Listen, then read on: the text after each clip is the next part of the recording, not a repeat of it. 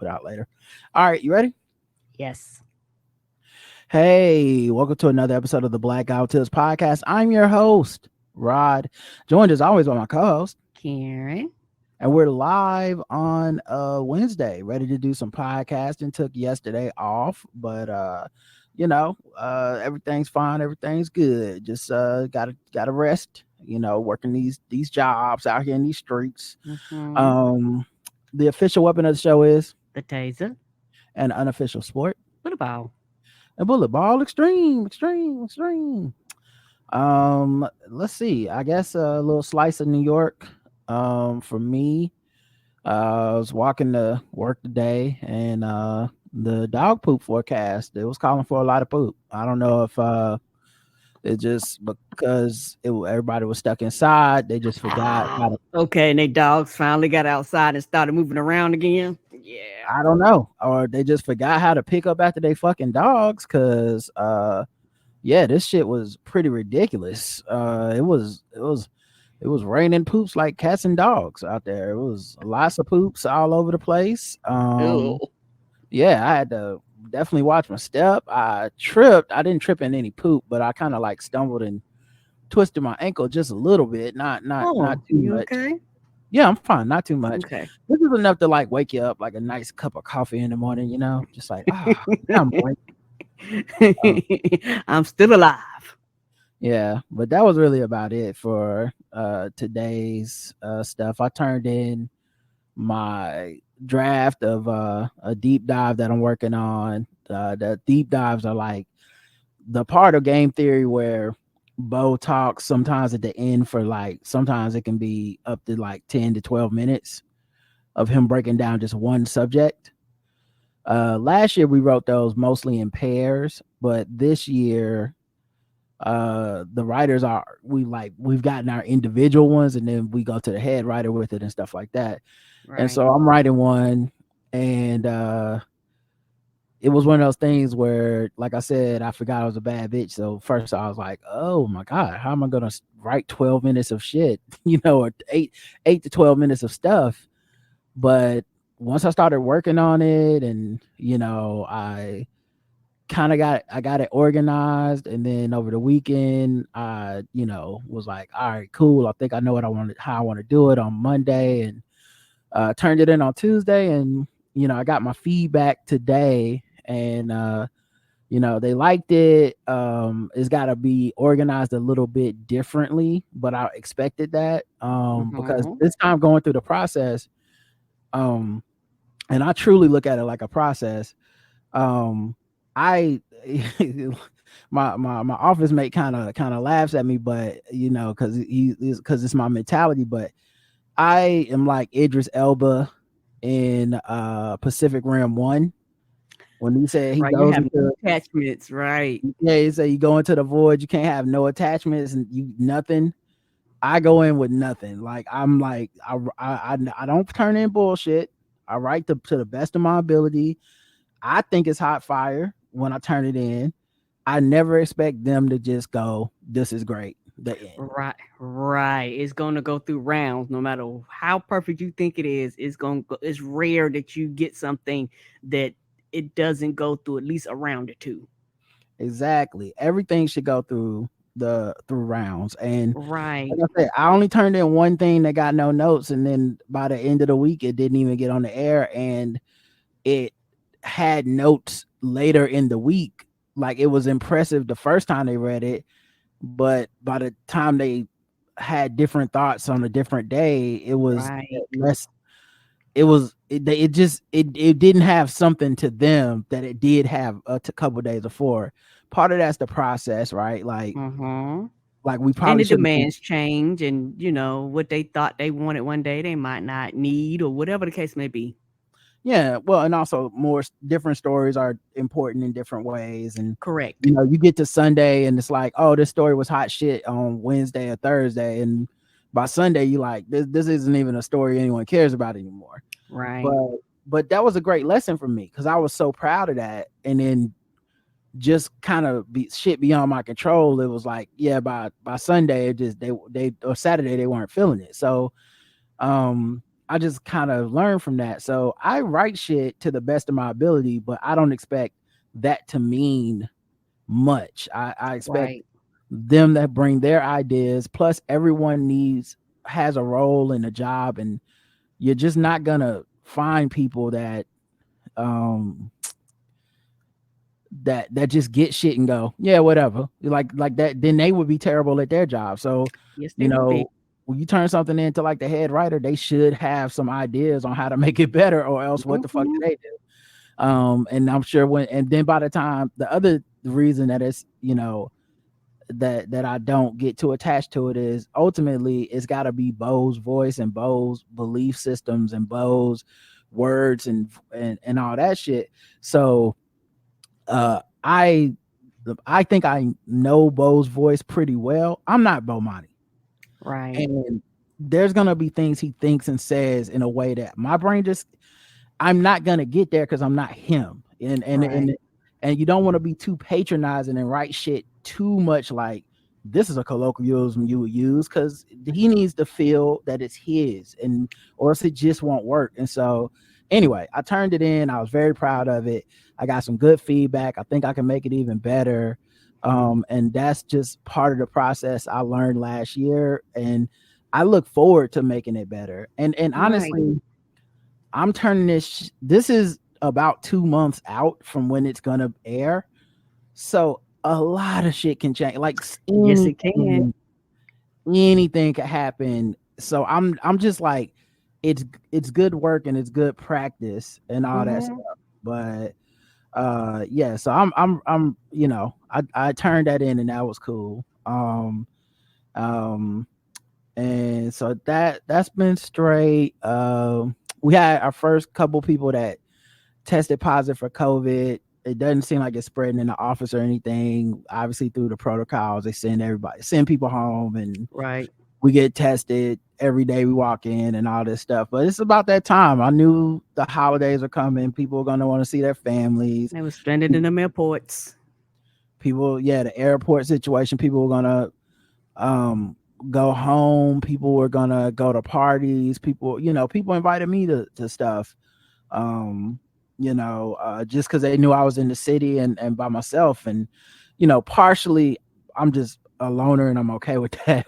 But Right. also Yeah. partially, out of safety, I was like, I'm not gonna risk anybody's safety. I'm gonna try my best to, Right. I really buckled down. I think it's hard for people. It's so weird, right? Because everybody says the right things and they hear you talk about stuff and they hear you say how serious you are about not wanting to get COVID. I don't want to spread it to the Hmm. office. I don't want to catch Right. it myself. It's been X amount of Hmm. years. I still haven't caught it. Um, and yet at the same time, I think, I don't know. It's just social mores of like, yeah, well, I got it. I mean, come on, we got to hang out. And it's like, no, but not really. We don't. Right. I don't really think we have to hang out. Like Right. maybe if when these numbers go down and we don't have to wear masks to work anymore or something, that might I might feel a little more comfortable because they're monitoring that stuff and they expect there to be a point probably in like March or something where we can actually relax somewhat. But right now it's the highest it's been since last February. I really don't think last February I was masked up in the office trying not to Hmm. get COVID. My office mate got it and I didn't. And several other people did and I didn't. So like I don't know, man. I hate to sound like a downer, but people are like, let's hang out and do shit. And I'm like, I don't think I'm going to, honestly. Right. And truth be told, I'm actually better than I was before because I was an extremist. I was like, I'm not going nowhere. I'm not going to be around people. I was like, shut shit down, and I had to learn how to relax a little bit. And everybody's kind of picking and choosing. And I think and I will continue to say this, once people take their mask off, it's very, very hard to convince people that things aren't back to normal because people are human. No mask means everything's back to normal.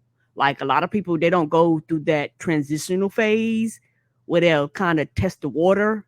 They'll be like, well, fuck it, I ain't got no mask. I'm vaccinated. I'm boosted, blah, blah, blah, blah, blah, blah, blah.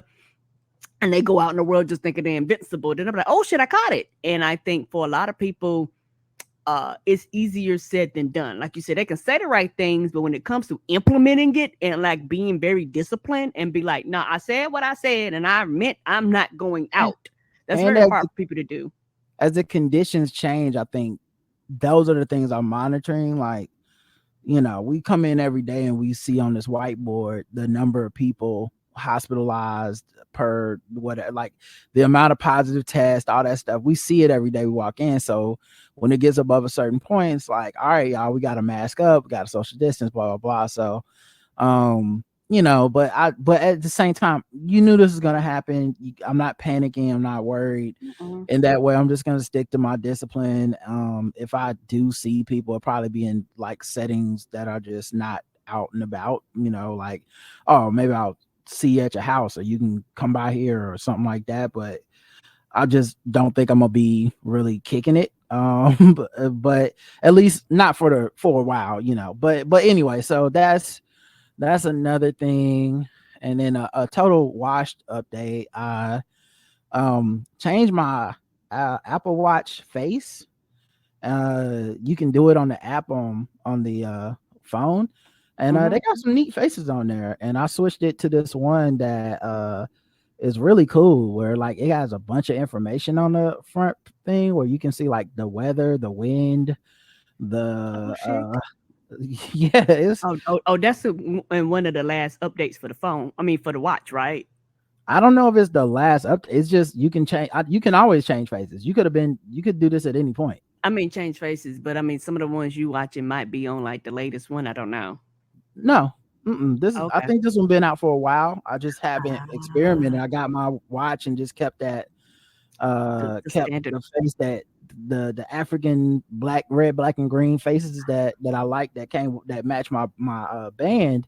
But then Mm. I started experimenting and was like, oh yeah, let me see what else they got. And yeah, it's a total washed update. I'm sure people already knew this shit or don't care. But yeah, it was a big night for me last night. I was like, oh shit, you can make it so you can just look at your phone to see the temperature, the wind, the day of the week, exercising, the lunar stuff. Like, there's a bunch of shit on here. So I don't know. That was a big day for me. How about you? I feel you. And I think you told me something about the update. So I went on YouTube and was like, YouTube and like, what was the big thing in the big update? And they talked about like the faces and all Mhm. types of, things that the watch, can do. So I started kind of, tinkling in, in those various different things. And so it's really, really neat. Like I would switch it around. Like I had one where it was set to photos, where we just rotate photos that I picked out of the photo album. I think I did one with Minnie Mouse, but Mhm. yeah, they have a bunch of them that's new, and a bunch of them I didn't even think about using. So yeah, and sometimes it's good just to have the information in your face, so you don't have to look at your phone. And so I've been kind of just digging around in there, so that's been fun. Yeah. All right. Well, let's get into the show then. Let's get into some of this coronavirus news and all that good stuff. Okay.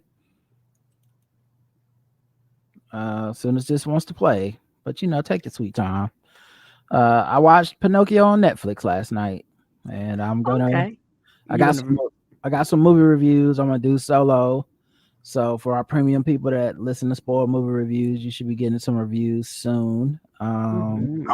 Again? Look, here we go again. We got variants. Really need to keep a mask on hand and follow the plan. Get the vaccine and second shots, whether woman or man. Black out who tips is doing their part, but the dummies expand. Niggas would rather believe a bunch of misinformation. Fuck y'all idiots not getting shots. Now we gotta regress. If we keep going in this direction, we never can rest. Never can get back to the lives we be living the best. Damn fool, stop the lying, stop the intubation crying, cause it's your fault that motherfuckers dying.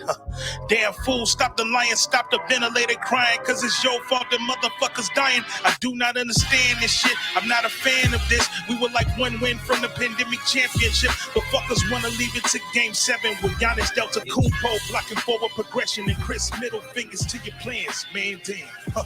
Looks like it's no Drew holiday for you and your mans. I'm sick of black people dying for real, so I'm just writing this new piece to let you know how I feel. Coronavirus. Fuck that COVID-19 is unseen. It's creeping in the air for you to breathe. Yeah. So fuck that COVID-19 is unseen. It's creeping in the air for you to breathe. Yeah. Oh yeah, coronavirus time. You guys know what it is. We were just kind of talking about it. Let's see what the news got to say about it though. More than 80 Ohio children infected in measles outbreak, most of them unvaccinated. And what's so fucked up about that is you have a lot of parents that are anti-vaxxers, and anti-vaxxers also go to vaccination for their children. And what's fucked up is these parents have been vaccinated against this shit. So, and your child is not like this. That's like, what the fuck is wrong with you? And this is how we having shit come back that we thought we had eradicated. Like, this shit is coming back and running through kids. And it's one of them things where you don't want your kids to catch these diseases. You don't want your child catching polio and whatever the fuck else is out there, because it impacts your lives, and people don't care until it directly impacts them. So, your child catch this shit, and particularly have multiple children. So you have multiple children catching this shit because kids, they talk to each other, touch on each other, breathe in each other's faces, and that's what kids do. And all of a sudden you have fucking unnecessary medical bills because you didn't want to get a goddamn shot to your child. Yeah, I know that it was a lot of people's jobs to be nice to the people that didn't want the vaccine. But I never really felt like they deserved too much empathy, especially as it went on, because it was a trickling, like it was a something that trickled downhill. It was one of those things where they weren't, the logic they had wasn't just this vaccine. It always extended to like all vaccines, and then it became like conspiratorial, and sometimes leading to QAnon shit or people bringing up Tuskegee experiment and all this stuff. And so I think this is part of we no longer have a definitive opinion that we take with authority on science, whether it be the government or just scientists at large or companies or whatever. And part of the penalty of that is people questioning shit that has long been understood, and we actually have factual evidence to prove does exist and does work.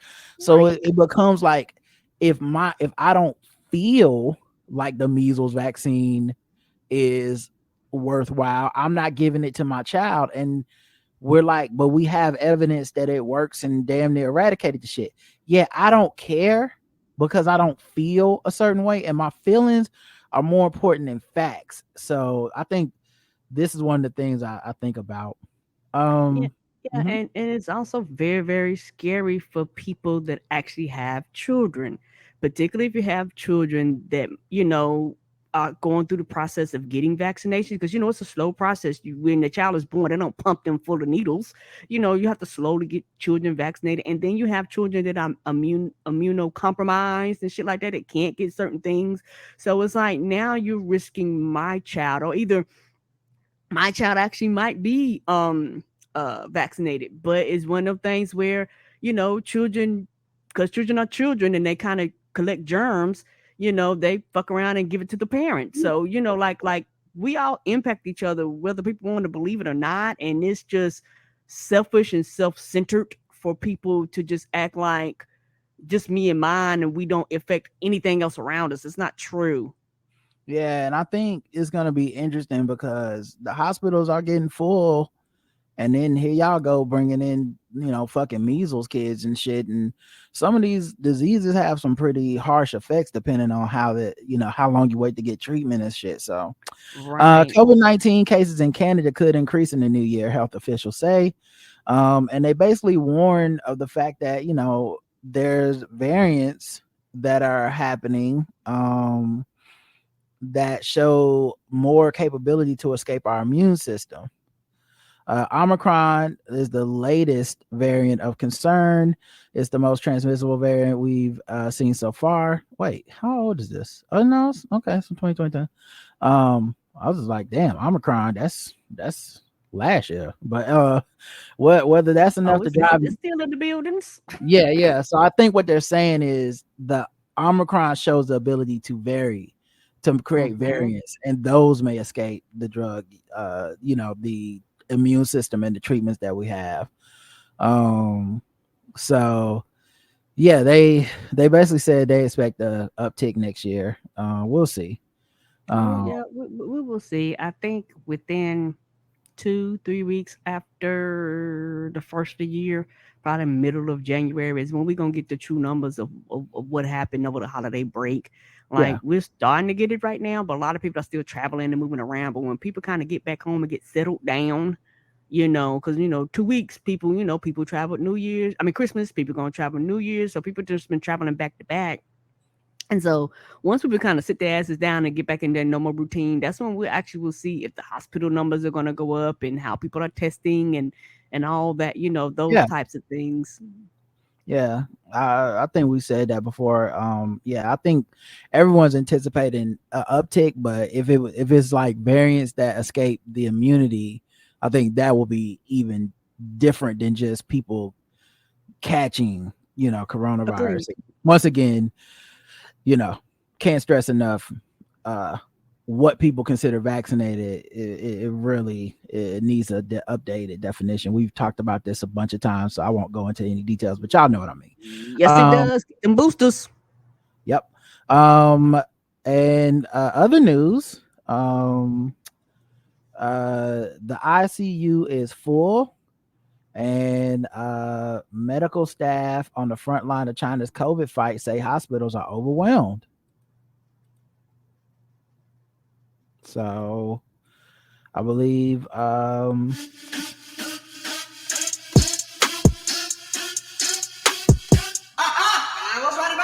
Karen be knowing, Karen be knowing, be knowing. I was right about something. yeah, it was something you said. It did make sense. It's like y'all do know what's gonna happen. Like, numbers will go up, and I don't care how much they try to fake the funk. The hospital it will tell you if it's fucked up or not, no matter what y'all say. Can you move the mic a little so people can see your face a little bit if it's possible? Or if you need to move Sorry, the I'm trying camera or to speak something. into the thing. Yeah, you're doing a good job, by the way, of speaking into it. I'm just trying to, see so they can see your face a little bit. But Okay. yeah, absolutely. You're right. I think we're seeing that and we knew that because the information that we get, the numbers, we don't know if they're true. We No, we never know. don't. And we know that China is extremely politically motivated with their numbers. Not that every country isn't, but somewhat more so than others. And Hmm. so, the numbers could have been the government trying to, make it seem like we were right to keep you in lockdown. That's why 80 million people caught it today. Or it could be when they're reporting extremely low death numbers and attributing them to pre-existing conditions, they want to send some other message of China ain't got no problems. Okay, our people, Right. we only got You can't have 0 it both people died. ways. And so now people are leaking information out showing pictures from these hospitals that are just overwhelmed from top to bottom, and they're giving like personal reports of people talking about how stressful it is to work there. The ICU is full. um a lot of them got admitted to the hospital. They're not getting better in a day or two. So there's no flow, and therefore people keep coming to the ER, but they can't go upstairs to the hospital rooms. They're stuck in the ER for days. Wow. In the past month, Bernstein went from never having treated a COVID patient to seeing dozens a day. Goddamn. Hmm. And not trying to be funny, it's fucked up, but this is something that a lot of other parts of the world have kind of dealt with already. I know that sounds sad, but other parts of the country have dealt with this already, and this is kind of their first because they kept shit so locked down, and and shit like that, and they control people so much that you didn't have this happening. So you know what's going to happen? The same thing that's happening here, that happened here, and will continue to happen here. Them frontline workers are going to start dying. And what do you do when the people that are supposed, and people are going to start quitting, and people are going to start leaving the field because they're going to be like, bitch, I didn't sign up for death. I signed up to help people. I didn't sign up for this. And lastly, the U.S. will require travelers from China to show proof of a negative COVID test.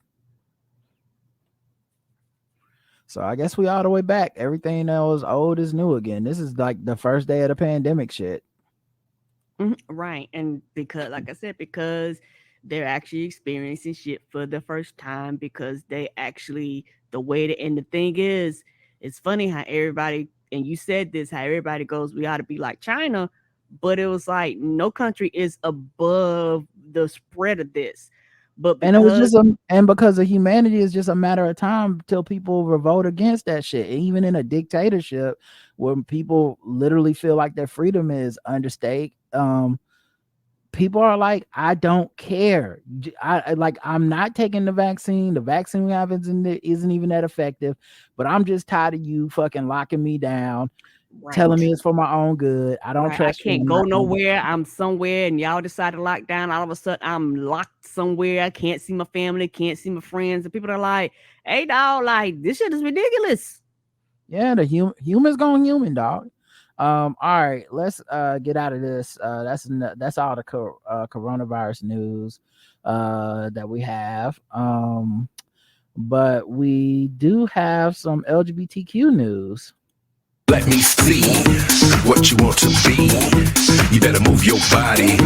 You better move your feet. And I want to groove. Show me what's cool. Riding, caring, baby. LGBTQ news. We're trying to take us down, but we still around. We lit. I try to still shine, but we on the ride. We lit. But you can't do what we're about to do. We lit. Black guys, no tips. LGBTQ news.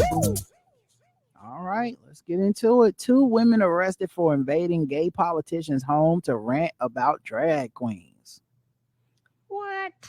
What did the drag queens? Nothing better to do. What did they do to you? Like, I thought everybody was fucking with RuPaul and Drag Race and shit, man. Now y'all, one of the highest rated shows. I don't get it.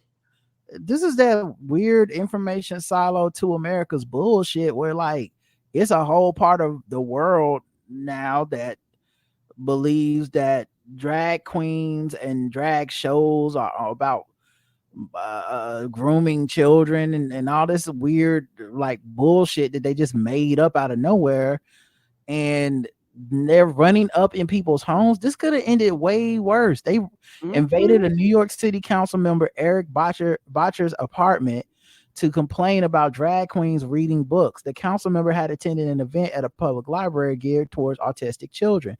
The children were left terrified by Gays Against Groomers. The group comprises far-right LGBTQ activists who have allied with the religious right. Most are the Republican Trump supporters.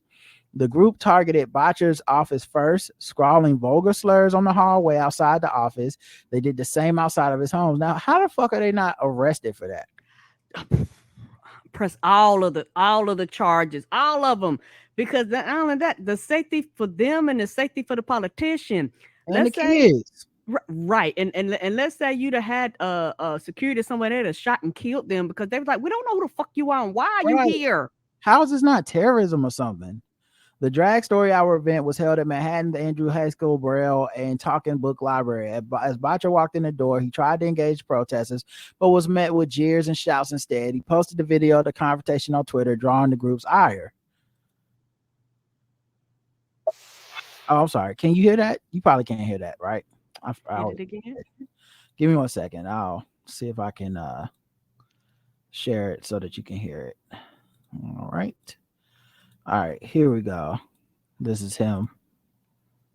I am outside the high school library in Chelsea, and I want to show you the face of hate right here in Chelsea. Remember, they're teaching transgenders against groomers. I'm Reverend Gemini.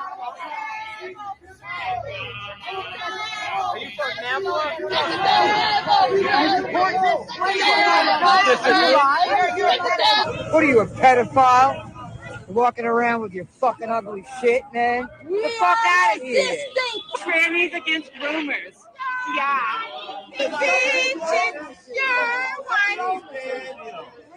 Woman's throwing up middle fingers at the camera. Right in Chelsea, everyone. About to go in and read to the kids. That's all we're doing. Very sad. Luckily, we have people supporting us.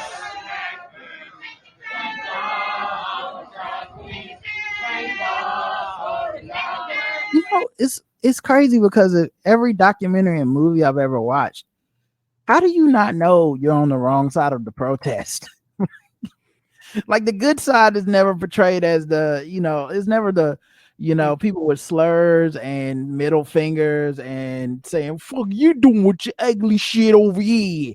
Like it's never that person that is on the good side of Jackie Robinson. It's never like the people that are like singing a song and they got a flag and they're all standing between the kids and the other protesters. Those will be the good guys in the movie. You don't know you're on the Decepticons, nigga. No, they don't. And it's also one of those things where, it's a dose of reality. Like people here, it's all across the country, but a lot of times, and I will continue to say this, people get in these quote unquote safe havens where they think it can never happen here. And New York City is kind of one of them where they think they're kind of above it all. And they was like, no, nigga, we here too. And we protesting in your street too. And, you have your percentage of people that's just like this, like everybody else. I mean, because when your mayor is Officer Eric Adams, you don't ever get to feel too safe, right? I mean, I feel like it just because. So part of the reason of that reputation is actually not about the people feeling that way. It's not really just everyone lives in New York and we know we're liberal and tolerant and acceptable and it's so much better. Part of the reason that people feel that way about New York is the same reason you feel that way about universities. Well, universities are actually some of the most conservative institutions in America because Republicans use that as a launching pad for their like conservative shit. So they're like, oh, New York City, the home of the gays and the this and the that and the feminism and the this. And it's like, well, New York City's not all anything. Like it's like you got pockets of people that believe this conservative bullshit just as much. Rudy Giuliani, Donald Trump, they're from here too. So I don't even think it's just and I deal with it too. By the way, I have that bias too of living outside of New York, hearing so many people talk about how it's so liberal. Normally they say it as a derisive thing, not even as a positive thing. And then you get here and you're like, it's not really like that. And it's like, oh, because part of that is the people that told you that work for Fox News and they work for OAN and they're conservative Republicans. And it's all bullshit. No place is all one thing. Right. And just like everywhere else, don't people just trying to go on about their lives and live their lives? Like the average person really don't care and really ain't trying to bother nobody. But you have like this percentage of people that just come out of the woodworks and you're scaring the children and you don't care about how ridiculous you look or how terrible you look. And like you say, you're on the wrong side of history. You just don't care. And it can be very frustrating to see this because they're doing this and they actually don't care about the consequences, the repercussions of what they're doing, because a lot of times they cover this up with religion and shit like that. We'll just go, well, you know what? Religion as you're doing double birds towards the camera. Right. That's what I'm talking about. Like that's the thing. You're talking about religion, but it's like, well, when I look at your actions and what you're doing, that makes me question everything. And so it's one of those things where it could be very frustrating. And this is why voting matters. So that, when people do bullshit like this, you can quote unquote ignore them. But also you can also have people in places where they can press charges against them when they do this bullshit and not let that shit slide. Because them people went to this person's house. that person, they're out here fucking and vandalizing and shit. Hold them accountable. Yeah, we shouldn't have to wait till somebody gets done like Harvey Milk or some shit before we're like, oh yeah, that's right. People running up in someone's building could want more than just to call them a slur. Yeah, the superintendent called the police after the women broke into the lobby. The women were arrested. So we'll see if anything even happens to them. But yeah, that's just super scary. Right, and coming out with false facts and things like that. Indiana just introduced a "Don't Say Gay" copycat bill. A Republican lawmakers in Indiana have said that a proposal to restrict discussion of sexual orientation and gender identity in schools will be drafted into the new year. In the new year. The shape of the proposal will reportedly be modeled after Florida's "Don't Say Gay" bill.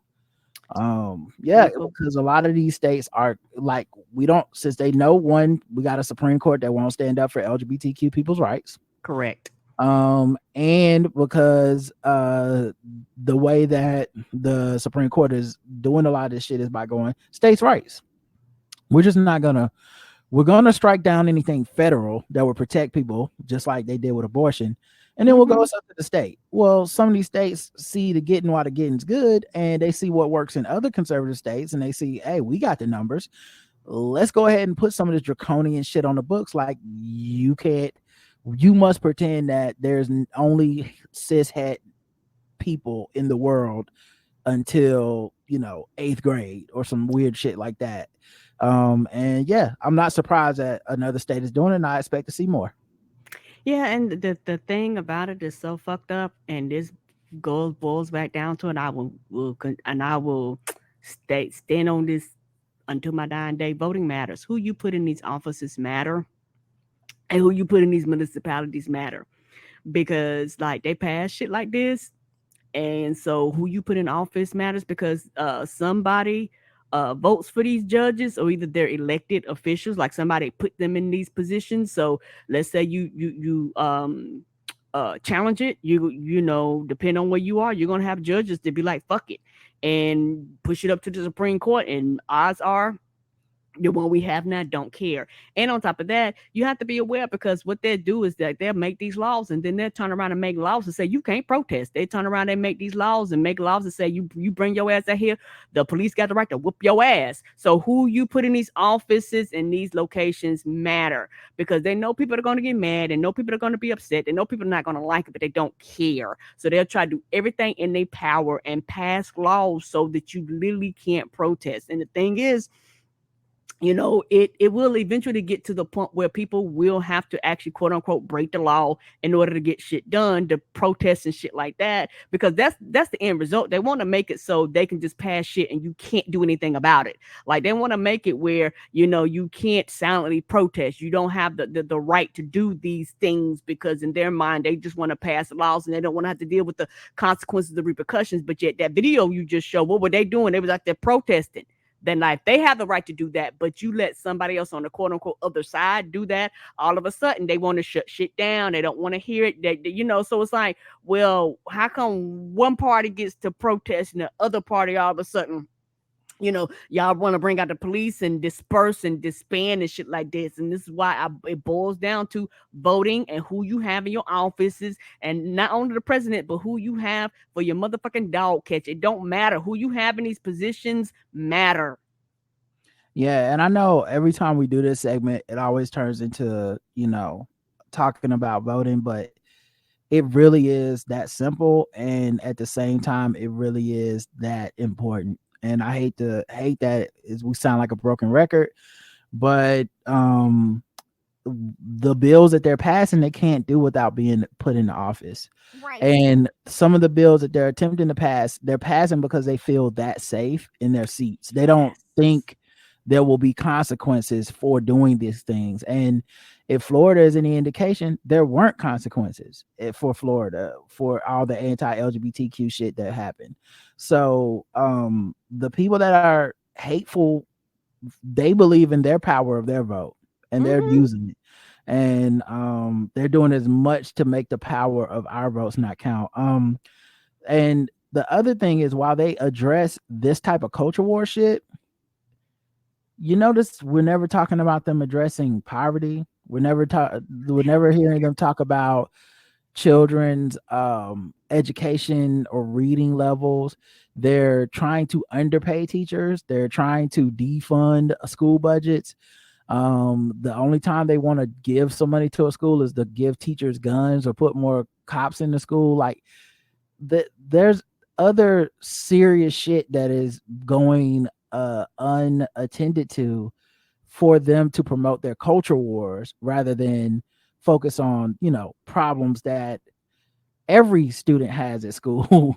That, like real problems, not the teacher brought up that there are gay people that exist in the world, but problems like I am on assisted lunch and they're cutting the budget and I might not be able to eat today.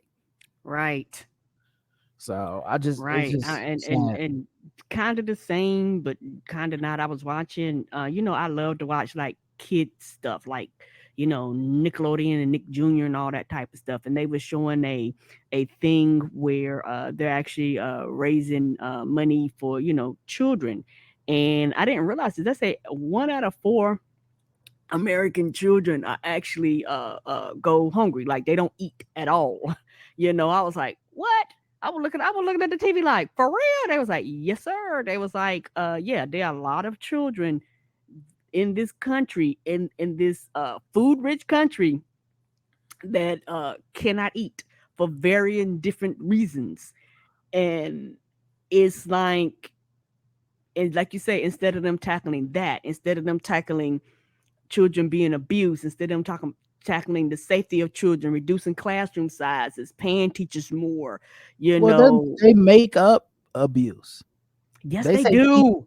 they say teaching a kid about sexual education is abuse. They say a kid being at a drag show is abuse. They say being around LGBTQ people is grooming. Like they make up shit. It's despicable, but it's costing us so much, and people just don't really seem to fucking care, man.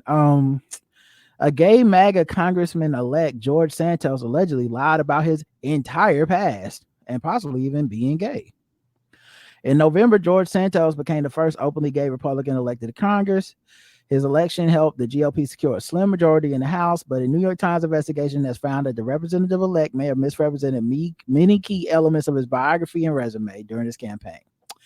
He claims to have graduated from Baruch College in 2010, but the New York school could find no records of Santos attending.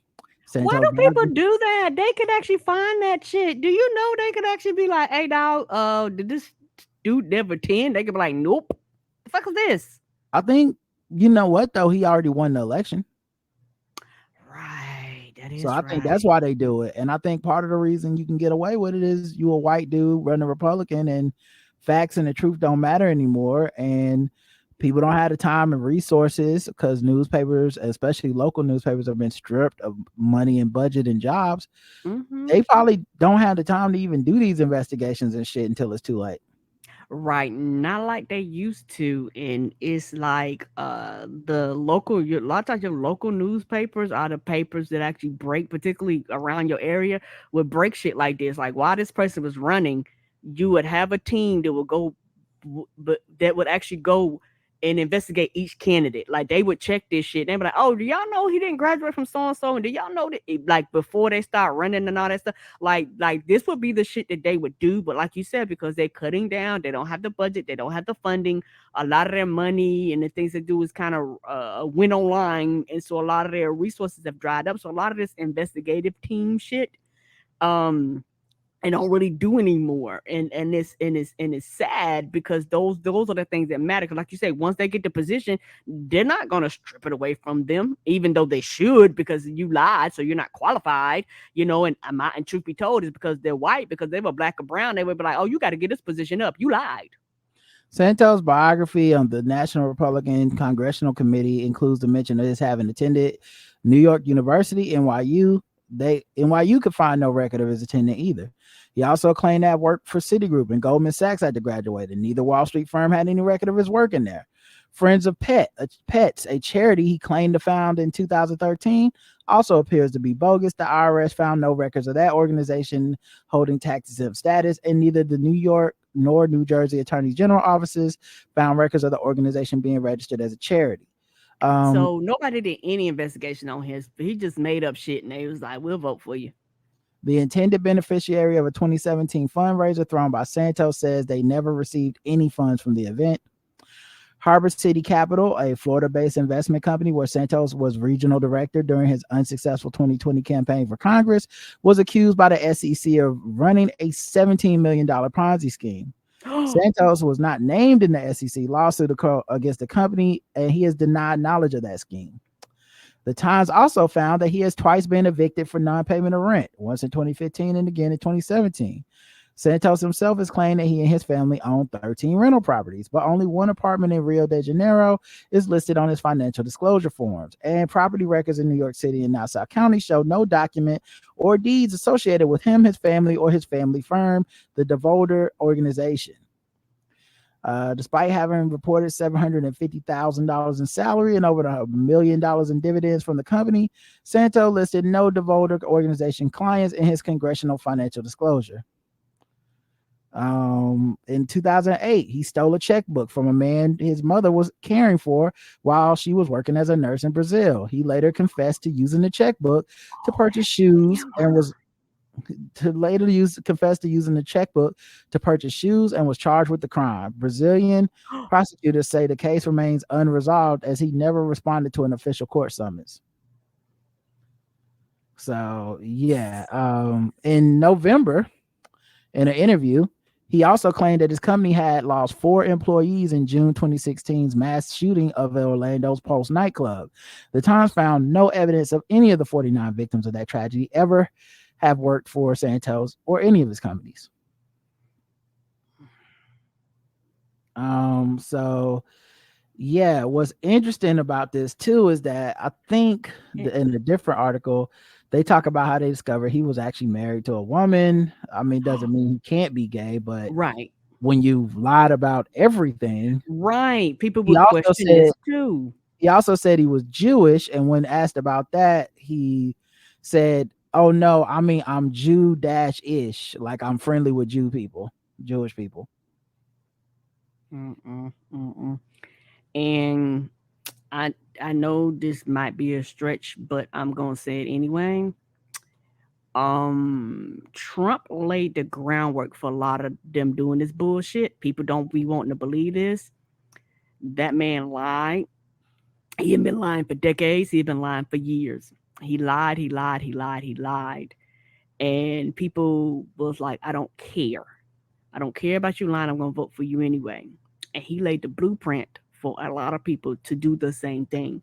When they realized that I don't have to tell the truth, when they realized that there's not going to be any repercussions or consequences to me lying, just flat out not telling the truth. And even when people tell the truth and go find it, I can still say that it's not true. When they seen this man made it all the way to the president of the United States of America, just flat lying to the public all the goddamn way there, he laid the blueprint for this. And now you have a lot of people doing this. And truth be told, Mr. Fuck around and find out up there at the DOJ, you let that get on his ear, he start investigating, but like, no, bitch, you going to jail. You know, like you can't do this. Like what holding that position and doing all these things, people go, why would the general public trust you in this position? Like, it doesn't make sense.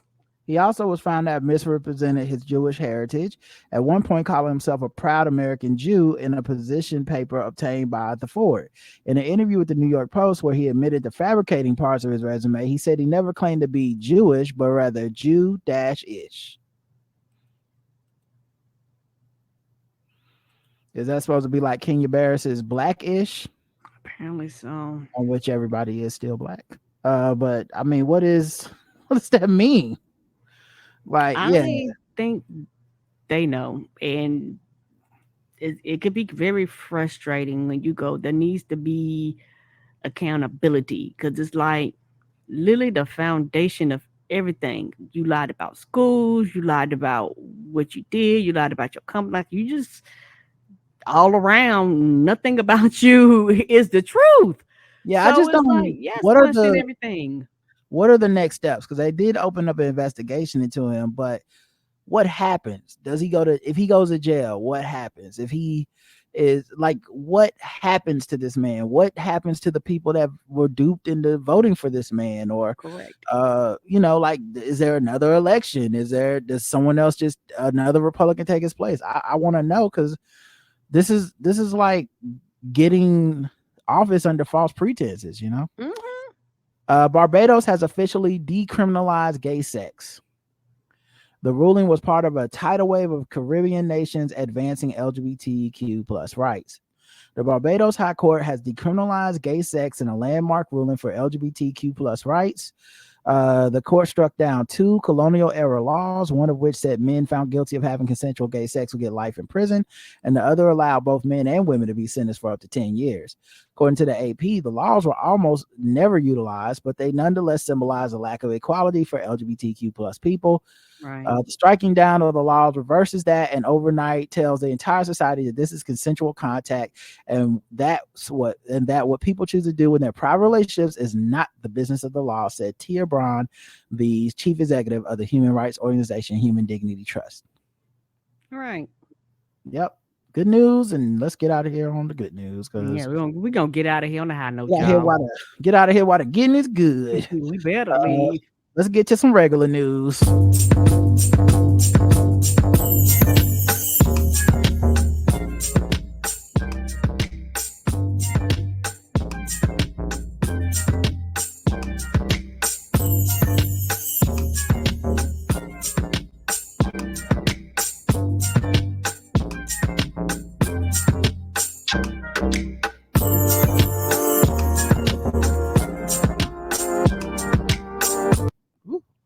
Made my ears shake. All right.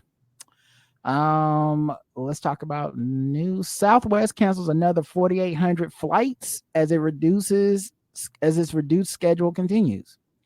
Southwest, like, y'all bitches ain't going nowhere. And I've been, like you say, just been online, just seeing things, and it sounds like they had a computer glitch of some sort of Not some really. kind. That's what they're saying, but I don't know. So I saw an explanation of it today that I thought was really good. Shit, let me see if I can find it for y'all too, in case y'all want to see it. But it kind of just explained that, man, I hope I saved this, but it kind of just explained that the reason their flights are different is that they don't have like a hub necessarily. So like everybody else does. Yeah, so like other, like, if you fly, I don't know, Delta, let's say Delta, then it'll eventually lead you back to like Atlanta or somewhere where you fly out of, like a specific place. And so Charlotte's a hub too. Like, it's one of the airports where everybody just kind of, this is just the spot where everything kind of diverts here and then diverts out to other places. Right. And so apparently if you don't have a hub, you end up having to like with a hub, you can be like, okay, we canceled this flight, let's go back to Atlanta or whatever. Without a hub, it sounds like you cancel this flight. Well, that flight was supposed to help somebody go on a direct flight to another place, and then a direct flight to another place. And so now when I cancel one flight, I'm actually canceling 4 because okay. Like, let's hold on. I'm gonna show you the explanation. Okay. Because they explained it better than I'm doing, and I think we should probably let the news guy tell us. Okay. Yeah. Let them explain it. Yeah. I think I understand, but I want to be sure. The reason why I say that Southwest is built a little bit differently than other airlines is because of what we call a point-to-point system versus a hub and spoke system. So if you travel on airlines like Delta, United, or even American, typically you are funneled into a much larger city. If you're on Delta, you're likely funneled into the Atlanta area. The reason why is because that's where all of their operations are based here. So if you're in Oklahoma City, according to the hub and spoke system, and you want to go to Omaha, they'll likely have you go through Atlanta and then fly out to Omaha. Now, with Southwest, it's a little bit different. They work on what we call a point-to-point system. And the reason why they do that is because for them, it's a little bit more profitable. So let's say you want to go to Omaha, but you're out of St. Louis. Instead of having to travel to Atlanta and then having to travel then back to Omaha, with Southwest, what their operations will do is they'll schedule a nonstop flight from St. Louis to Omaha. But the problem with this system is this: once the airplane gets done in Omaha, it'll likely continue from Omaha on to Oklahoma City, and then from Oklahoma City on to Atlanta, and then from Atlanta back to St. Louis. That's if that airline crew is based in St. Louis. But as you can see, this has cascading effects, right? Because, and sorry for those listening later, but there's slight skips as it's streaming. I'm sorry. if your flight that you get on originates in St. Louis and then you go on to Omaha, and let's say you're in Oklahoma City waiting on that Omaha flight, if it ends up being canceled, then that also means that the flight from Oklahoma City to Atlanta is canceled. That also means that that flight from Atlanta to St. Louis is also canceled. The other issue that Southwest is going to have to deal with is getting their flight crews in all of these different places so that they can operate their respective airplanes in their air routes. And this is why many experts believe that this is likely going to take days, if not weeks, for Southwest to do this. Now, again, the big question that everybody's been asking is, why does Southwest do this? It's cheaper for them to do that, to operate from one city to another, as opposed to managing a massive hub like United, American, as well as Delta. So there you go. I can, and it makes sense. And that's why a lot of their ticket prices are lower too. And, you know, and it's also one of those things. I know a lot of people fly through them. But it's one of those things where I feel the same way about them as I do when I go to the movie theaters. I like assigned seats. I don't want to be boxing nobody out trying to find a seat. Is Southwest, do they not have assigned seats? I thought that Not was just to the Spirit best of my Airlines. knowledge, they don't. Okay. I mean, they might, but that's what people were saying, that they don't have assigned seats. I'm like, no, I want to Okay. know where the fuck I'm sitting. Okay. So yeah, maybe that's another way they save money. It is. So you just get a section, but not an actual seat. Okay. Yeah. I look, I don't know. But yeah, I think that explains a lot, because I've been wondering what the fuck, and now I know. It's like, oh, they don't have the hub. So, and you know, one of our listeners is a flight attendant, and she was saying how, like, you know, a lot of people take their frustrations out on the attendants and stuff, which I always think is fucking stupid. Me too. Even for stuff not like this, it's just Yeah, always that's fucking beyond stupid. their control. They just But at the airport. but also, she said when this happens, they're stranded. Oh, that's right. That's right. The flight and the crew, right? Because I was seeing online how they was saying, they was talking. Some people was like, yeah, I'm talking to like pilots and shit, that they're actually having to go to the hotels, or they're actually sleeping in the airports too, because they actually depend on these flights to get them around too, to sometimes back to their city of destination, because it goes in a complete circle. So when it's, you know, when it's halfway through and everything is like, no, they're sitting like days sometimes, you know, trying to get back home. So, you know, my heart goes out to them, because I know this has got to be just a inconvenience all the way around. And if the hotel has like or the city has like a don't go to work order, you're stuck in the hotel with no staff, no food, you know, drinking water and eating snack machine food. So, and they don't get paid for when they're not in the air for a lot of flight attendants. So is the basically stuck there not even getting money. So it's crazy. Snowman delivery service. Yep. Boise has it. Boise, Idaho. Apparently they got people that will deliver a snowman. Don't see you mention a snow women. See, sexist. I guess I'm the only one that's woke here, guys. Okay. Some of us read bell hooks over here. All right. But Yeah, they don't. They apparently deliver snowmen to people's houses. Does the So, shit melt? How do they keep it? I like the well, packaging. I don't get it. it's cold as hell outside, so it probably don't Okay, melt. but so they send like Lego blocks and pieces. We got a truck. We're out here delivering snowmen. We got a truckload of snowballs and rounds of deliveries to do, so we can get people set up for Christmas. Said Keith Anderson. Keith and his daughter Liva run the Anderson family side business, snowman delivery. Um, yeah, they said they've been doing it about 5 years, and it's extremely popular once the Christmas music stops. So, what I think is one, this would have been so cool to have when I was a kid. I'm sorry. I Mhm. looked at one, we live in Charlotte, it don't snow a lot, right? Mm-mm. So as a kid, we get 1 or 2 days of snow at best in a year. Very rarely would it stick around. And then Right. two, I can't make a snowman. I fucking sucked at that. My snowman It's hard. they never looked right. Cause then you Mm-mm. got all the cool little props. You need to go get a bucket hat and a corn cob nose or some shit, a corn cob pipe and a carrot nose and a button eyes and shit. I mean, I ain't have all that sitting around, you know. So now I got this old fucked up looking snowman, and then it starts melting that same day. And by the end of the day, it looks like, what's a man? What's a man? And so, um, I was always envious. And if we could have just ordered a snowman, not that my parents would have paid for it, but if we could have just ordered a snowman from the snowman delivery service, I think that actually would have been better. So I'm a little jealous of the kids these days. And they probably come with everything. They probably come with the carrot and the top hat and all that stuff. And you Yeah, know, black people, you ain't.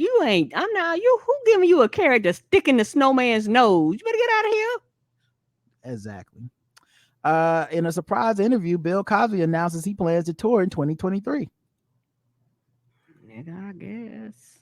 He is currently still being charged and accused of sexual assaults.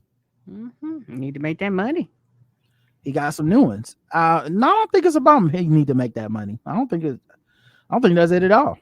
I think what I found ironic is he was planning on doing a tour before He all was. this. When he Okay, was I see what you're accused. saying. Then he went to trial and he pretended to be a feeble old blind man that was incapable of anything and shouldn't even go to jail because who could he harm? He's not even able to see or walk or whatever. And now the second that now that he's out of jail, it's time to tour again. He's Oh fine yeah. now. People will buy And those tickets. here's my prediction. And I'll play Rod be knowing. I'll play I'll play Rod was right at the time. He gonna get heckled again. Yes, he is. Some people gonna show up to these concerts just to be like, you old raping motherfucker, like you look at you bitch ass nigga. And They're gonna be protesting. you gonna get them viral videos of people that went in there just to get kicked out, and I don't blame them. Fuck them. Let's see what else is happening. Oh man, this is just such a wild article. So there's this group called, I think, the Bell Project. Okay. And it's celebrity endorsed, John Legend, a bunch of shit, like a bunch of big time names. I think maybe Danny Glover, John Legend, Richard Branson.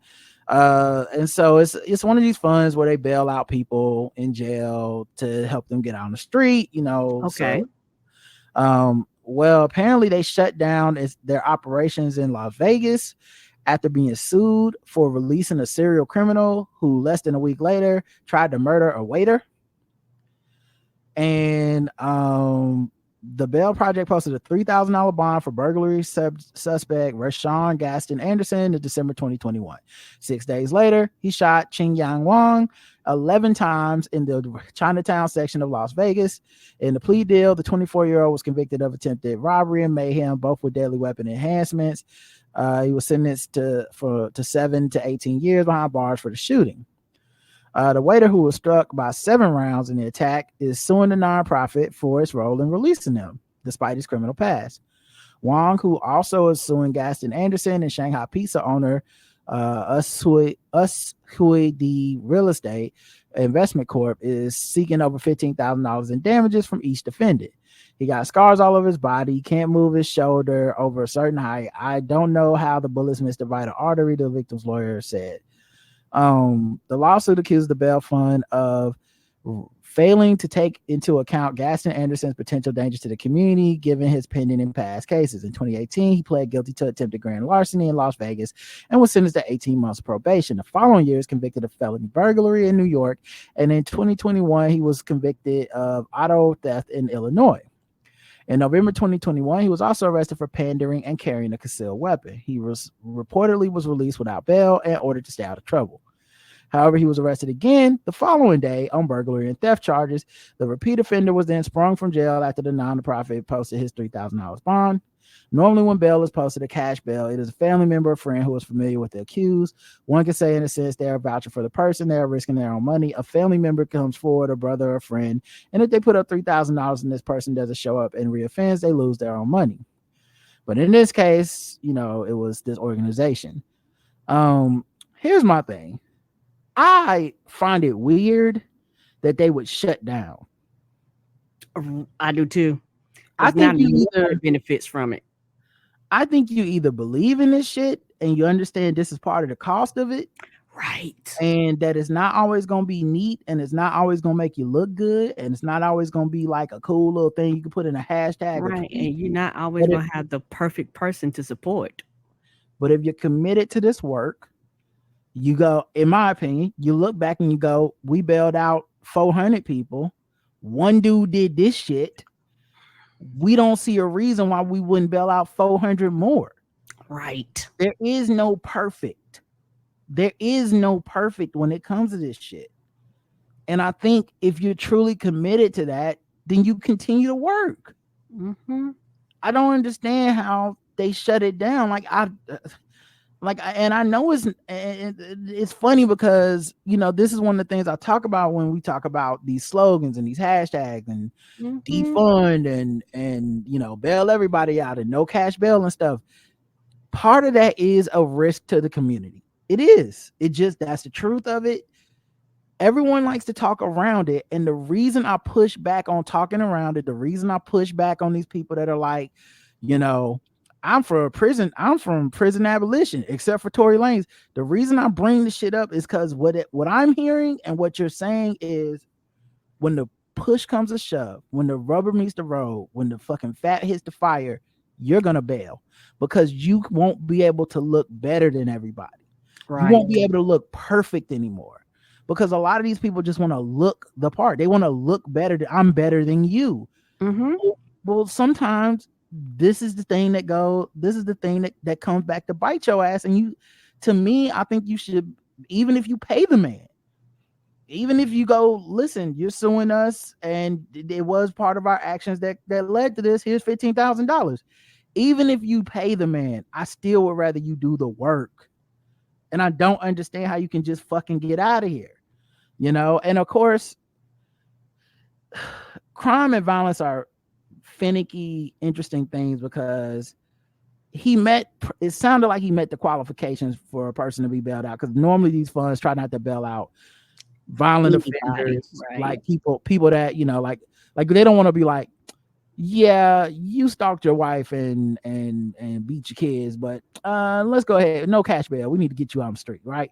So normally they try to avoid the violent stuff, but the way violence is quantified in our legal justice system is not as simple as beating somebody up or whatever. Pulling a gun, having a gun can also be considered violence in the eyes of the law. So I'm not even sure how it would work if you could be like, well, he was using guns to rob, to steal cars from people. So it could, and then of course, what we know is what he was ultimately charged and convicted of could be pleas. A lot of times you can use a gun to rob me, but then you plead down to something smaller so that they don't have to go to trial, and they take that part out. So now it looks like you're a non-violent offender, but you absolutely pulled a gun on me and robbed me. Yeah, we don't know, but my point is, you need to stand behind it. If you can't close down the whole fucking thing because y'all hit y'all's first road bump. And I hope that's not as, maybe there's some other mitigating factors we don't know. That's the real reason they were shut down. Maybe it's temporary, whatever. I just know you should be out front. You should be doing press about this. You should be talking about it, and you should take the fucking hit for it. You can't be anti all this shit and then dip. This is why I don't trust these motherfuckers. Right. I don't really like the whole activism of convenience, online activism shit, because they never have an answer for the murky questions and they act like it's not gonna happen. And what it makes me think is, oh, so when it does happen, you're gonna bail. That's what your plan is. You're not like, it's not because you're not, it's like when you talk to someone who says, well, I'm a prison abolitionist and I just think, we should have restorative justice. And if someone does something to you, you sit down and talk to the person that harmed you and you educate them, blah, blah, blah. And you go, well, what if they don't want to be educated? Right. What if they won't even admit that they harmed me? Also, what if I don't want to see this motherfucker again? Like so they sexually assaulted me. I actually don't want to sit down and talk to them. I don't want to be responsible for educating them. And I don't think they should be just allowed to be out here because I think they'll do it again. Well, we're not going to tackle any of those questions. No, that's crazy. We just going to act like that never happens and make you seem like a bad person. And this is what happens. It's like, well, when it does happen and I come to you and go, hey, you were responsible for putting this person on the street. Yeah, the store is closed. No calls, please. I don't like that. Me either. And I know for me, it could be very frustrating listening to a lot of them talk and do interviews. And like I said, I'm better than I used to be about it because, like I said, Paul Roger, he used to have to listen to me rant for 25 minutes every time he played one of them things. I was like, this shit don't make no motherfucking sense. This is stupid.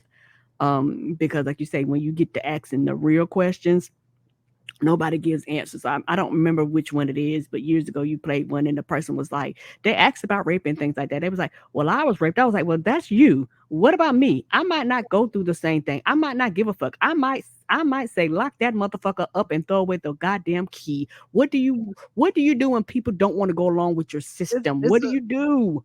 It's a sleight of hand. It's a sleight of hand, I noticed. And a lot of them do it. It's when you bring up shit that's bad, they just act like it don't happen, or they act like it's not a big deal because it's not a big deal to them. And Correct. Fuck you for that. Because you know what you're doing. And honestly, you're still just running away from the responsibility of having an answer. And that's some bullshit. Or they'll go, well, the police don't do a good job with that anyway. I'm like, yeah, but sometimes they do. Like as many of motherfuckers do. Like, you know what 100% of the people that are rapists that are in jail have in common is that they got caught by the police. 100% of them. So like you can be like, they're not doing this. And also that's a sleight of hand because if you go, they go, well, the police aren't doing a good job catching rapists anyway, or whatever, catching murderers anyway. Okay. So then maybe we should help them do a better job. I want them to catch those people. Like your answer is they should not exist because they're not doing a good enough job. So you are for catching murderers or you're not? Because it sounds like you're not. Anyway, the actual office is saying that this has nothing to do with the litigation. They're going to reorganize and they just shut down the Vegas chapter because of internal reasons that they don't want to express to anybody or whatever. But yeah, it just sounds like you're leaving the community. I'm sure there's still people in Vegas that need to be bailed out. And I hope it's not because you took a PRL. I hope it's not. Right. And the thing is also too, when you're dealing with a lot of celebrities, there's like, oh, you making my name look bad, so I could see them actually pulling out going, no, but like you say, either you're about the work or you're not. Yeah. And it's one of those things to where you have to deal with the backlash and the consequences of this because you're actually doing and working with the community and you're dealing with people. And people aren't as clean cut as people think that they are. Everybody wants to put people in these boxes. Then when people, which are the X factors, start doing what X factors do, unpredictable shit, Now everybody's like, whoa, whoa, whoa, slow your horses down. So, Well, they this is just part of like the this. process. They skip to the shit that's convenient. They're no different than the fucking police to me. Like, the reason I don't trust the police is because they skip around to the shit that's convenient, where it's like, well, what about the fact that there's people accusing you of police brutality? Well, we caught 3 rapists this week. I'm like, okay, so you skip past my question. You think I didn't notice that? And then we have the opposite thing that happens here where it's like, when we're asking the complicated questions about like what about this and what about that, they'll skip forward to like, in 20 years from now, when we are having all the money invested in education, there'll be no crime. And you're like, what are we gonna do in the 20 years between when there's still crime and shit is happening? Anyway, Facebook addiction increases depression severity among people who are already depressed. Yeah, I can see that. And people have been around, and we've heard, and you've read enough Facebook articles for people to know that Facebook can manipulate you. Facebook can make you feel happy, can make you feel sad, can make you feel anxious, can make you feel depressed. They can intensify feelings. They can manipulate your timeline and all types of shit. A longitudinal study found that the addictive use of Facebook can increase depression severity among people diagnosed with depression. The findings suggest that overuse of Facebook can diminish a person's sense of self-worth. What is overuse? In both scientific, like what are your parameters? How many hours? How many minutes? How many days straight? Like what are your parameters for this? In both scientific literature and the media, there has been much discussion about the negative effects of social networking sites like Facebook on mental well-being. For example, there's some evidence that the more time someone spends on Facebook, the more depressed they are. Findings like this have inspired the term Facebook depression, which describes depression resulting from the prolonged use of Facebook. However, it seems that it is not time spent on Facebook in itself that contributes to depression. Instead, addictive use of the platform seems to be detrimental to well-being. Study author Soon Lee and his colleagues propose that Facebook addiction might predict depression severity through 2 distinct depressive experiences: dependency and self-criticism. We have a growing reliance on technology, and we heavily rely on it to effectively live our lives. This makes it integral to understand how this reliance affects our well-being, both physically and psychologically. Understanding how it affects those with clinical diagnosis is important as well, as most studies were conducted with healthy young adults. This will ensure the scientific literature represents the different groups in a particular population. But yeah, they used a study of 250 Malaysian Facebook users who have been diagnosed with depression. The participants completed 2 online surveys at the start of the study and another one at follow-up 6 months later. The survey measures included the Facebook intensity scale, an assessment of emotional connectedness to Facebook and its integration into one's daily life. The measures also included the Burgeon Facebook addiction scale, an assessment of behavioral addiction tendencies like being unable to reduce one's Facebook use despite trying to. Finally, there was a measure of depression severity and a measure of the distinct depressive experiences of self-criticism, feelings of shame when one fails to maintain a positive self-image, and the dependency, feelings of helplessness when one loses acceptance from others. The results reveal that at both waves of the study, participants with higher addictive use of Facebook reported more salient depressive experiences and more severe depression. I believe it. Absolutely. Absolutely. I think also it's that chicken or the egg. Like, are you on Facebook more because you're depressed? Or are you depressed more because you're on Facebook? Yeah, it's like I could say, it's a big old circle, and it's for some people those lines blur and you can't tell one from the other, and it actually might be both. Yeah, and sometimes I was like, see people, and I'm like, from the way they're interacting and the way that I'm talking to them, I'm like, oh shit, you've been on Facebook too much. Yeah, because it knows might sound strange, but even with Twitter, Facebook, Instagram, it's a language. And so once you see, oh, you're hitting all the language points, so whatever that people kind of use in this realm, okay, yeah, you've been out here too long. Okay. Yeah, it's just not even just the I mean, yes, the language, absolutely, I agree. But it's not even just that. It's also just like the attitude, like yes, jumping on somebody. You go on somebody's page and the only thing they have to say is negative shit about everything. It's like, the worst things are always happening to them in their life. The worst things are the worst things about a celebrity or person that they want to talk about, just the worst shit, the worst TV shows, the worst like everything is bad. And I think when you're in a funk like that in your own line, you can't even see that you're the one in the funk. Like you just think this is just my life. I'm just sharing my life.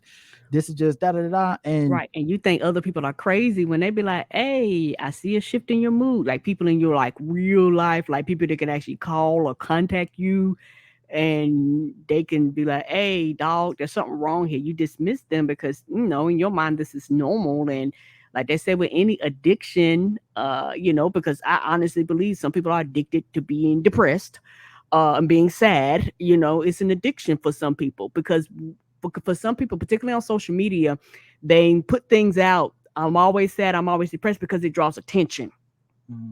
Quote unquote, it draws attention. So for some people, they actually might be sad and depressed, but they're addicted to that posting to yeah, get no. I see. I didn't understand what you meant at first, but I agree and I do understand now. Yeah, like it's because there's still, whether you want to admit it or not, there's still dopamine from the interaction. correct. And if the only time people truly want to interact with you is when you express like some woe is me type of feeling or story, that then but we know the way our brains are programmed, you will talk about those things more than other things. So Correct. you could have got a good review at your job. You could have worked out a lot this week. You could have cooked a good meal or something. You're not going to share that. You're going to share you're going to share I got a traffic ticket, or are you going to share I got ripped off on something or what, like, so yeah, it does make sense. I think you're right.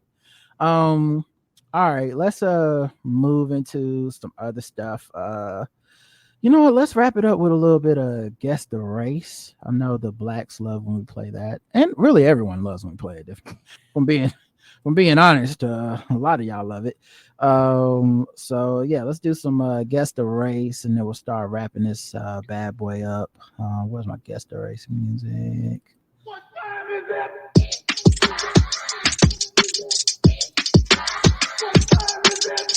It's time to guess the race. It's time to guess the race. It's time to guess the race. It's time to guess the race. This woman charges $480 an hour to help Gen Z and millennial workers overcome their fear of talking on the phone. Talking on the phone. Smartphones can do a lot of things, but plenty of people with them make very few, if any, actual phone calls. That's left many younger workers lacking the confidence to speak effectively on the phone at work. Mary Jane Copps said she spotted the rise of phone phobia 16 years ago and set up a consultancy called The Phone Lady to help companies improve their staff members' phone skills. Gen Z have never had the skills given to them. In my generation, the phone was on the wall in everyone's house, and we were taught to answer it and make phone calls at a young age. Now we have several generations that were never taught anything about talking on the phone, and people have removed the phones from their homes. You know what? I get this because you do have a generation, and not everybody. You do have a generation, those interpersonal skills, like some basic skills, people they just don't have anymore, or either they don't utilize them like they used to. So you do have a lot. And when you're at work, you can't always Microsoft Teams and ping. Sometimes you actually physically have to pick up the phone and call people. And for some people, they're like, that is the last thing I would want to do. But sometimes you don't have a choice. And when you don't have the skills, it's kind of brought up with actually talking on the telephone. And you're used to actually just reading everything through a text, or either talking, talk to people in real life. But telephone is a different interaction. And even FaceTime, it's a different interaction than actually talking to somebody like on the regular ass telephone. And it's actually funny. It's a skill that and I do understand that a lot of people have kind of lost because people actually think it's like, I'm the type of person, I actually listen to voicemails. Like if somebody calls and I don't pick up, I actually will listen to a voicemail. That's a lost thing too. People go, "Well, don't leave me a voicemail." I was like, "Well, how do you know who called then? Like, you was just fucking, we just never talk again." Like I think a lot of people just kind of they cut that communication out of their lives, and it's actually a really important skill to have. And not that funny, that goes into customer service and all these other genres that we kind of just take for granted because people actually don't have these skills that they actually should have been brought up in years ago. Guess the race. I went on a tangent, but this is definitely some white shit. Okay, Karen says white. Let's check the chat room. White shit, white cursive writing, and now Lord. Oh wait, white people will create a job. White. Well, everybody is saying white, and the correct answer is white.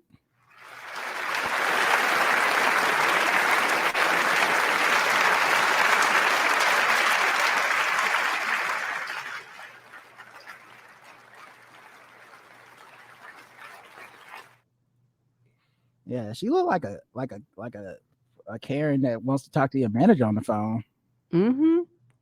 Yeah. This is definitely some white shit.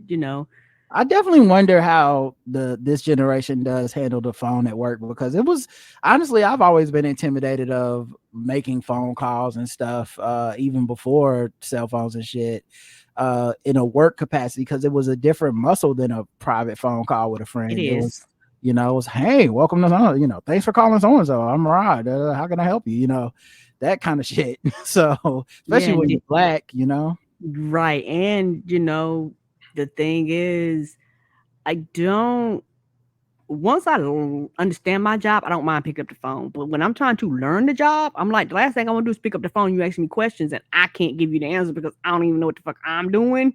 So, give me time, because a lot of that is confidence too. Like you need confidence to know when you're asked a question, how to answer it. And the thing is, people fail to realize, particularly at work, talking on the phone and doing other things can be difficult sometimes and can be hard to do. And for some people, the way their mind ticks and to an extent, this makes sense.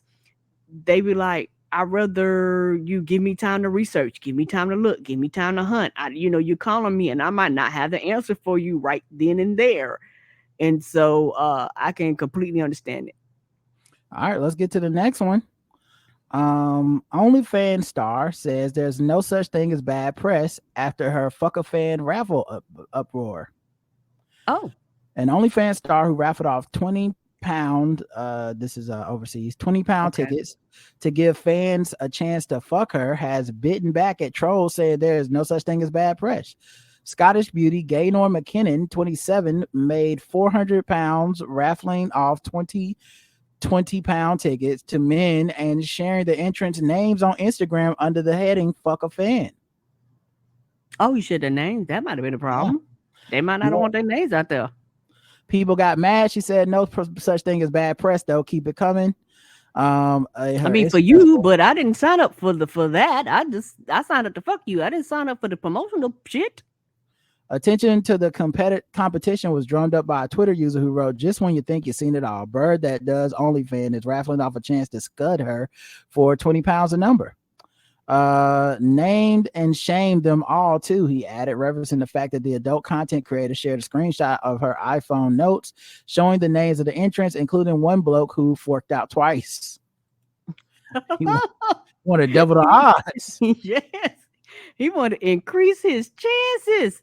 Oh, when you people talking about scud, but I'm assuming they were for fuck or sex. Probably it's got to mean fuck. Okay, yeah, that's a language thing. Because I was looking like, what the hell is a scud? Got to be fuck, right? Yeah, I'm assuming that's what it is. Yeah. Listen to context. Yeah, scud. What is scud slang for? In Scotland it says naked, which I guess eventually means fucking. I don't know. Anyway, Karen, guess the race. Oh, white. Karen's going with white on this one. Let's check the chat room.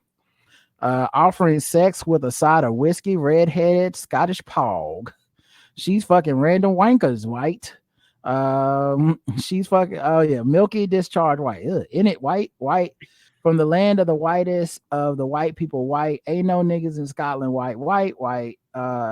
As white as her meat curtain's gonna be after those 400 pounds she gonna get from the fan. The correct answer is, you got it right, big man. Right.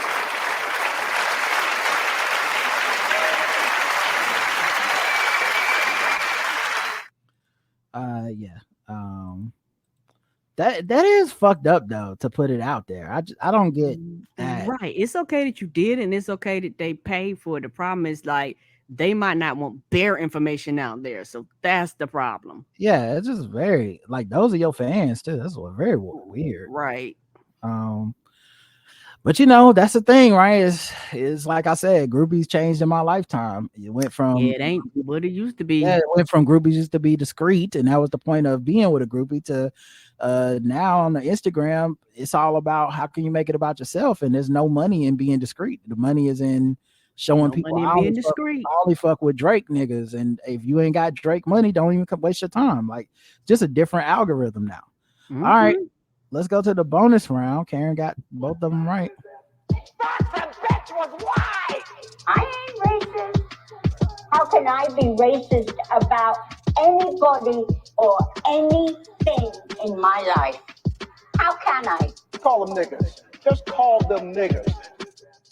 It's time to get gold teeth, gold chain wearing, fried chicken and biscuit eating, monkey ate baboon, big guy, fast running, high jumping, spear chucking, 360-degree basketball.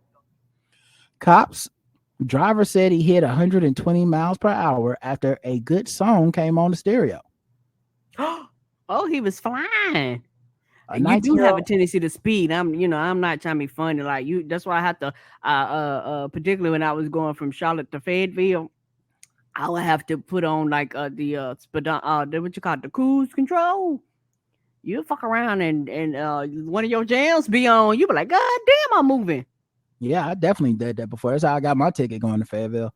A 19-year-old motorist who admitted driving his Honda 120 miles on an Iowa interstate told cops he floored the vehicle last night because a good song came on his stereo. After a witness called 911 to report a reckless driver was speeding and swerving all over the road, sheriff's deputy spotted the suspect's vehicle as it flew past him at 100 miles an hour around 9:15 p.m.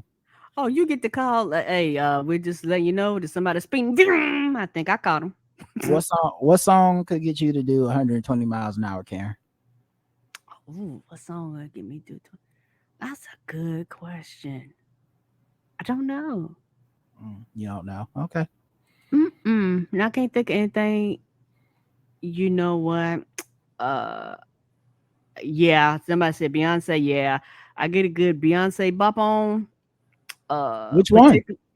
Put like this: if you just put a whole B-Day album on from start to finish, I think I could just go ring the alarm. Okay. Come on. I think currently Can't Punk Me by Jid, the Earth Gang song. I think I could do 120 to that. You know, pull out the punk, can't pump me, bitch. Pull out the punk, can't pump me, hoe. Pull out the punk, can't pump me. That's another one. Bitch. I mean, I walk faster when I listen to it. If I was driving, I'd be driving faster. Come on, you pulling the right Kendrick song. Oh, the No Hands song. I like that song. I probably could speed to that song. Okay. When the car was subsequently pulled over more than 2 miles up Interstate 380, driver Nicholas Bernard reportedly admitted to going 120 miles an hour at one point. He explained he reached the top speed because a good song came on in his 2006 Honda Accord EX. You rolling that fast in the goddamn Honda Accord? Goddamn. From 2006 too. It's 2022. Baby, you took good care of that bitch. Bernard was only facing a speeding citation when he opened up the glove box to retrieve the registration and insurance records, but then a deputy spotted a large amount of marijuana in plain view in the compartment. The subsequent search of the vehicle turned up a smoking pipe and other drug paraphernalia. Was charged with a pair of misdemeanor drug counts and booked into the county jail, and he was released this morning. The part that's weird to me is like marijuana is the kind of drug that probably would have slowed him down. So they You know, So I I don't bet think they should have arrested him for that. it must have been more than just some marijuana then. Well, Karen guessed the race. Did they give his name? Yeah, they did give his name. Let's see. Let me see if I can find it. Bernard. Nicholas Bernard.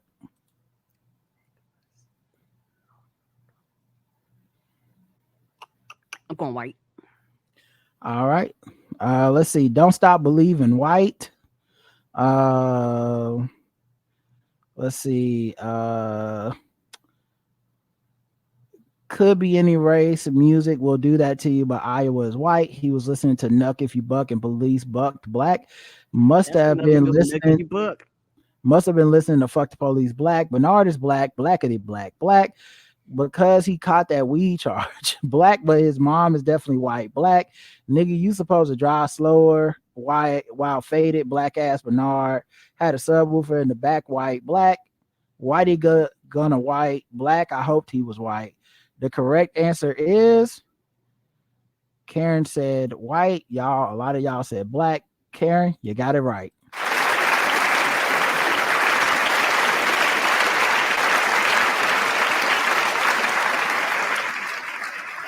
The biggest reason why I ended up Hold saying on. You know you gotta wait till the clap start.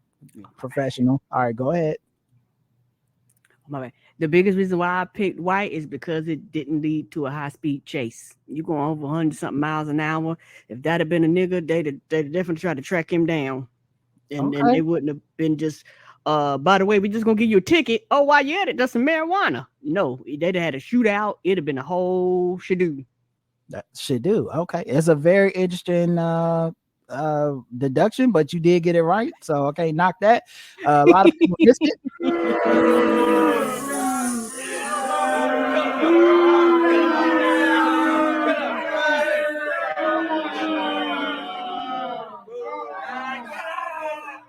And let's wrap it up with some sword ratchetness.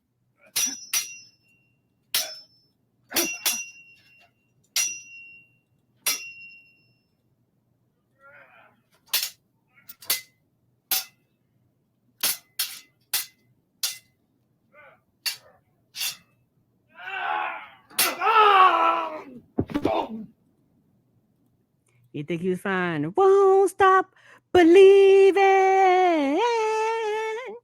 I think it was Life is a Highway. That's my go-to. Yeah, that's another one. Life is a highway. Yes. Seattle police arrested a 43-year-old man who, after he used a sword to attack a police officer, tried to break into a house near Washington Park Arboretum. Somebody stole that from Zelda. Right? It's like he pulled out this sword and then went doo doo doo doo doo. Yes. Like all his hearts got full and it's gonna slash you. When he got the old man gave him the sword of the cave. Yes, he did. he gonna have some glass jars and he need to put some shit in. But like, sir, why do you have these glass jars in this sword? You got a fairy in it. Yes. Why is that chicken following you? What is happening here? He held the sword over his head and went right. We're like, sir, you can't kick the chicken. Stop it. The whole time he was breaking in the house, you could hear doo doo doo doo doo. Yes. Everybody was confused. They was like, where's this music coming from? Why does he have this fucking sword? I don't know. Luckily, he didn't have 3 hearts because he could have shot a beam out of the sword at the cops. You hit somebody, and somebody was like, "I don't know how I got hit." He waved the sword, and all of a sudden, I just got struck. I don't understand how. Why? He was deflecting stones from an octo rock. Yes, with his shield. He had a mask on with all the colors. I don't understand. Just confused. He kept yelling about Gandalf or something. I don't know. Yes. Princess Zelda? What? Right. Who is Zelda? Yeah. But yeah, Link from Link. I said Gandalf. I meant Ganon. But Link from the past was out here. He was looking for the ocarina. Ocarina time. But like, all of a sudden he pulled out a flute and played it, and he disappeared. Nobody know what happened to him. Right. The seasons changed. Yes, all of a sudden it was October and nobody knows why. We're in December. He waked the wind on our ass and then he just flew off. When officers got to the area, the man appeared to be in crisis and suddenly approached the officer and the police and struck the driver's door with the sword, damaging the vehicle. Police say the man refused orders to drop the sword. Instead, he walked away from officers and broke the windshield of a car parked on the block. When officers threatened to use a 40mm launcher, a less than lethal device used to fire beanbags and similar ammo, the man dropped the sword and surrendered to police. So he wasn't that crazy. The man was transported to the medical center for evaluation before he was booked into the jail. So yeah, that is wild as fuck. Y'all be careful out here, okay? You see a dude in a green tunic. Come on, shit, you better run, my nigga. Right. With some leather boots on, you better run. He might be trying to level up. All right, y'all, that's it. The next episode we do will be a feedback show. Programming note for premium people. No balls deep this week. But and just the tippers, y'all will get something, either probably the nerd off from last week or something. But yeah, and I will get some movie reviews out to everybody that's premium this week as well. And that's it. So until the feedback show, I love you. I love you too. Mwah. Bye everybody.